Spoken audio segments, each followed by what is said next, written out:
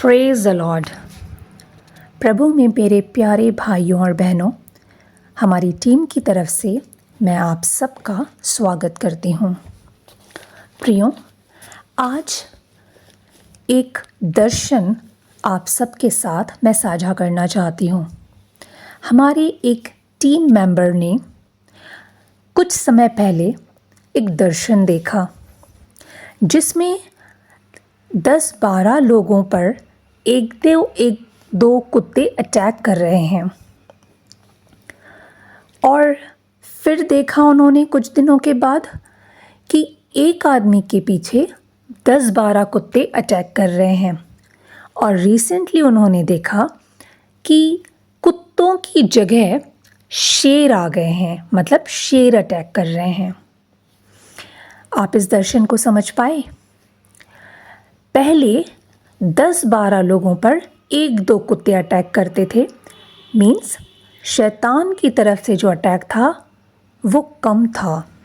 फिर एक आदमी के पीछे 10-12 कुत्ते अटैक कर रहे थे। इसका मतलब शैतान का अटैक बढ़ गया और फिर उन कुत्तों की जगह शेर आ गए, शेर अटैक करने लगे। मीन्स ये शैतानी अटैक और ज़्यादा बढ़ गया। प्रियों, प्रभु ने उन्हें बताया कि इन अंत के दिनों में शैतान अपने काम को बहुत बहुत तेज़ी से कर रहा है। वो लोगों को अलग अलग तरह से गुमराह कर रहा है कि प्रभु की तरफ उनका ध्यान ना जाए। मीन्स ऐसे कामों में शैतान उलझा रहा है ताकि लोग प्रार्थना ना कर पाएं। वो लोगों के विचारों के साथ खेल रहा है। वह लोगों को मसीह का सुसमाचार फैलाने से रोक रहा है। वह लोगों को बुराई करने के लिए उकसा रहा है, गलत डिसीशंस करने के लिए उकसा रहा है। शैतान इन दिनों में लोगों को डीमोटिवेट करने के लिए एक के बाद एक विचार दिमाग में डाल रहा है, मन में संदेह पैदा कर रहा है। और जो लोग वचन पढ़ रहे हैं, समझ रहे हैं, उनके अंदर से वचन को चुरा रहा है। और प्रियों, रिलेटेड सिचुएशंस में वचन पता होने पर भी उस समय भुलाने की आत्मा, गुमराह करने की आत्मा या डिस्टर्बेंस की आत्मा के थ्रू अटैक कर रहा है। ओवरऑल शैतान परमेश्वर के वचन के खिलाफ काम कर रहा है, क्योंकि वो जानता है कि परमेश्वर का वचन 2-धारी तलवार है जो आर पार छेदती है। प्रियों, इन दिनों में शैतान अलग अलग तरीक़ों से हमला कर रहा है। शैतानी हमला मीन्स शैतान द्वारा किसी व्यक्ति पर जानबूझकर किया गया अटैक है, जिसका उद्देश्य है आत्मा, प्राण और शरीर, इन तीनों को नुकसान पहुंचाना। आज शैतान वही कर रहा है और ये हमले कभी भी और कहीं भी हो सकते हैं, किसी भी तरह से हो सकते हैं। प्रियों, शैतान आपको और हमें फंसाने की कोशिश करता है तब जब हम सबसे ज़्यादा कमज़ोर होते हैं। और वह अच्छी तरह से जानता है कि किसको और किस चीज़ का इस्तेमाल करके हमें डिस्टर्ब करना है, उलझाना है। वह अक्सर हमें ऐसी चीज़ों से लुभाता है, अट्रैक्ट करता है जो हमारे पास नहीं होनी चाहिए, जिन्हें परमेश्वर पसंद नहीं करता, क्योंकि उन चीज़ों के द्वारा वह हमें नीचे गिराना चाहता है। प्रियों, परमेश्वर इस दर्शन के द्वारा बता रहे हैं कि शैतान जितना तेज़ी से अपने काम को कर रहा है, उतनी तेज़ी से परमेश्वर के लोग काम नहीं कर रहे हैं।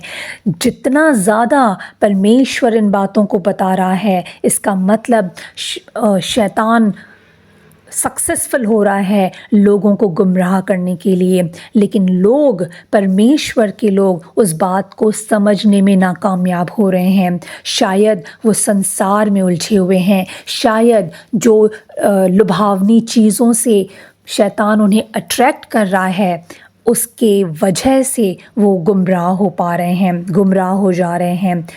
प्रियों, हमें संभलने की ज़रूरत है, हमें अवेयर होने की ज़रूरत है, अलर्ट होने की ज़रूरत है। प्रियों, शैतान जो चाहता है वो कर पा रहा है, उसके रीज़न है हम।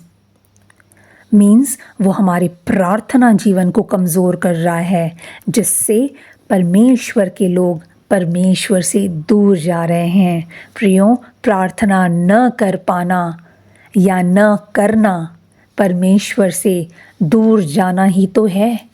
प्रियों, शैतान झूठा है और ऐसा कोई भी नहीं जिसे उसने धोखा ना दिया हो। हर किसी के जीवन में वो कार्य कर रहा है, हर किसी के दिमाग को वो डिस्टर्ब और गुमराह कर रहा है। इसलिए उसके झूठ के खिलाफ दृढ़ रहने के लिए, अडिग रहने के लिए मसीह में विश्वासियों को उसके प्लान्स को समझने की ज़रूरत है।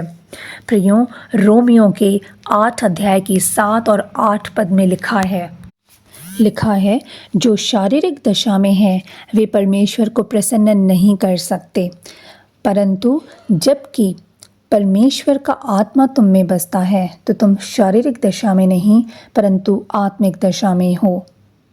अगर हम उससे पहले देखते हैं तो लिखा है, क्योंकि शरीर पर मन लगाना तो परमेश्वर से बैर रखना है, क्योंकि ना तो परमेश्वर की व्यवस्था के अधीन है और ना हो सकता है। प्रियों, अविश्वासी लोग शरीर के अनुसार चलते हैं। मैं तो कहूँगी अविश्वासी क्या, कुछ विश्वासी लोग भी शरीर के अनुसार चलते हैं और इसलिए उनके विचार परमेश्वर के फेवर में नहीं पर उनके विरोध में होते हैं। मीन्स जो परमेश्वर को पसंद नहीं है वो लोग वही करते हैं। इसलिए लिखा है, जो शारीरिक दशा में है वे परमेश्वर को प्रसन्न नहीं कर सकते। इसलिए प्रियों, हमें शारीरिक दशा में नहीं परंतु आत्मा के अनुसार चलना है। जो परमेश्वर का आत्मा जो हमारे अंदर बसता है उसके अनुसार हमें चलना है, क्योंकि लिखा है, यदि किसी में मसीह का आत्मा नहीं तो वह उसका जन नहीं, और यदि मसीह तुम में है तो देह पाप के कारण मरी हुई है परंतु आत्मा धर्म के कारण जीवित है। जी हाँ, मसीह का आत्मा, प्रियों, मसीह का आत्मा, पाक आत्मा हमारे अंदर रहता है। हमें उसी के अकॉर्डिंग चलना है, तभी मसीह हमारे अंदर से कार्य कर सकता है। प्रियों, शैतान का युद्ध क्षेत्र है हमारा मन। वह अपने झूठ से हमारे मन में चोरी से चुपके से घुसता है और वह हमेशा अपने विचारों को हमारे दिमाग में डालता है और गुमराह करता है कि एक बार पाप करने से कुछ गलत नहीं होगा, और जो उसके इस झूठ पर विश्वास करते हैं और पाप करते हैं तो वो परमेश्वर की अवहेलना करते हैं, वो परमेश्वर की अनाज्ञाकारिता करते हैं। लेकिन पवित्र आत्मा हमें ये भी याद दिलाता है कि हम परमेश्वर की संतान हैं। हमारे पापों को क्रूस पर मसीह की मृत्यु के द्वारा माफ़ किया गया है, क्षमा किया गया है और हम उद्धार पाए हुए लोग हैं। इसलिए प्रियों, जब मसीह का आत्मा हमें इस बात को याद दिलाता है तो हमें अलर्ट हो जाना चाहिए और हमारे अंदर जो शैतान ने झूठ डाला है उस झूठ को यीशु के नाम से बाहर निकालना चाहिए। प्रियों, शैतान ऐसे समयों को चुनता है जब आप सबसे ज़्यादा कमज़ोर होते हैं। शैतान ऐसे समय को चुनता है जब किसी चीज़ को पाने के लिए आप में बर्निंग डिज़ायर होती है, एक तीव्र इच्छा होती है या फिर उस चीज़ की सख्त ज़रूरत होती है। प्रियों, शैतान का लक्ष्य है आपकी फैमिली में, चर्च में और सोसाइटी में एकता को तोड़ना और उसकी जगह कलह, क्लेश, अविश्वास को लाना है। प्रियो, शैतान का लक्ष्य है आपके रिश्तों को तोड़ना, उसका लक्ष्य है चर्च में डिस्टर्बेंस लाना, सोसाइटी में डिस्टर्बेंस लाना, क्योंकि परमेश्वर का वचन रिश्तों में सद्भाव और शांति को बढ़ावा देता है। इसलिए हर दिन हमें परमेश्वर के वचन को पढ़ना है, समझना है और उस पर मनन करना है। इसलिए वह इसी की सच्चाई के बारे में हमारे अंदर संदेह पैदा करता है। वो वचन के प्रति कैसे संदेह पैदा कर सकता है? प्रियो, जब किसी सिचुएशन में हमें याद होता है कि हमें कौन सा वचन कहना है, तो उस वक्त या तो वो वचन को भुला देता है, हमारे माइंड से निकाल देता है, या फिर गलत समय पर गलत वचन को गलत तरीके से पेश करता है और फिर इसी तरह से वो वचन की सच्चाई के बारे में भी संदेह पैदा करता है। प्रियो, इसका सिर्फ और सिर्फ एक ही उपाय है, हमारी सुरक्षा। और वो सुरक्षा कैसे पॉसिबल है? प्रियो, सिर्फ परमेश्वर के वचन पर विश्वास करना ही हमारी सबसे बड़ी सुरक्षा है। जब हम अपने मन को पवित्र शास्त्र से भर लेते हैं, बार बार हर दिन परमेश्वर के वचन को पढ़ते हैं, समझते हैं, उस पर मनन करते हैं, तब पवित्र वचन हमारे अंदर कार्य करते हैं। और जब हम उन वचनों के अनुसार जीवन जीते हैं तो शैतान की प्लान्स हम पर काम नहीं करते।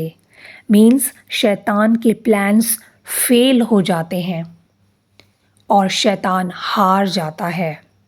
और पवित्र पिता परमेश्वर उन शैतानों में ही भटका देने वाली सामर्थ को भेजता है ताकि वो झूठ की प्रतीति करें और वो खुद में ही डिस्टर्ब हो जाता है, उलझ जाता है।